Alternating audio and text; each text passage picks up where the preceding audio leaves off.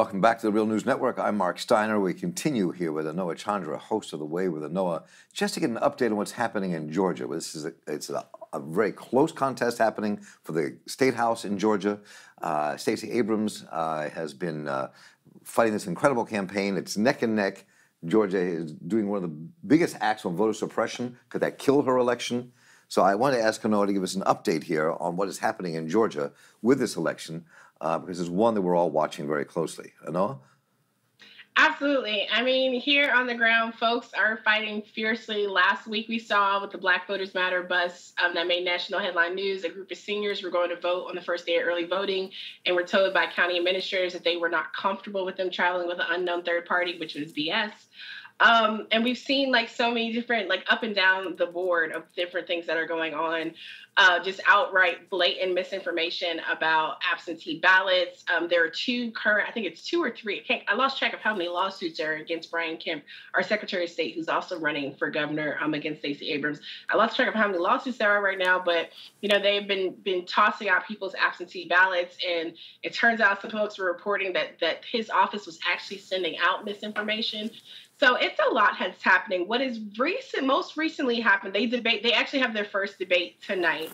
And then they have another one next weekend, but they have the first debate tonight. But what just happened, the October surprise, is image surfaced of Stacey Abrams participating in a protest in 1992 when she was a student at Spelman. So 92, a lot was going on in the country. I mean, I was a lot younger than her in 92. I was probably about, 11 or 12.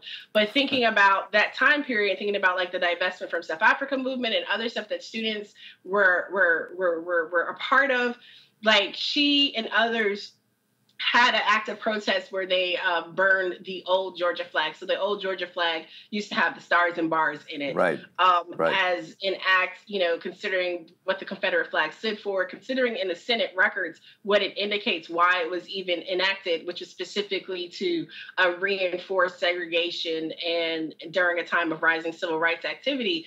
So they've tried to make a big deal out of this, to act like she was actually burning the American flag or some other flag. Like, it was just very ambiguous. But these are all distractions. There's a lot of distractions right now. There's actually a Rolling Stone piece out today, I think it is, that has audio from Brian Kemp from a recent event talking about how he's concerned about this surge of new voters, how he's concerned about the outreach efforts of Stacey Abrams, the Democratic Party, and other allies in general.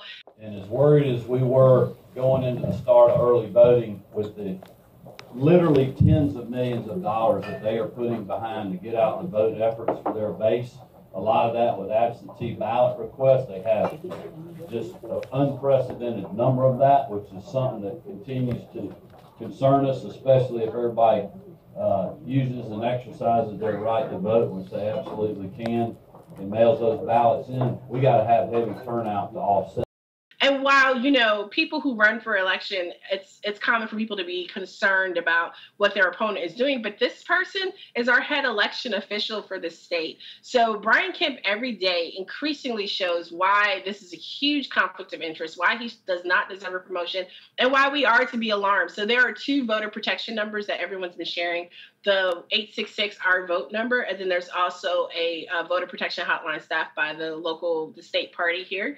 Not really a party person, but I do appreciate what they've been doing to make sure that people have protection at the polls, because we want to make sure that everyone's able to cast their ballot. We're seeing record turnout, like people are seeing in Texas and other places too.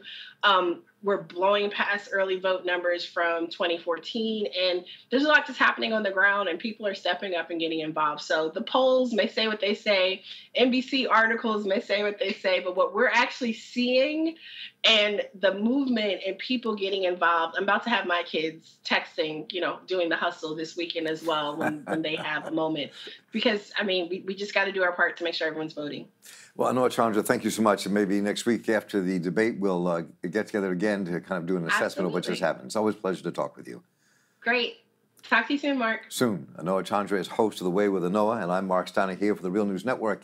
And if you're enjoying this, folks, stay tuned, because election night we'll have coverage live from 9 to midnight Eastern Standard Time.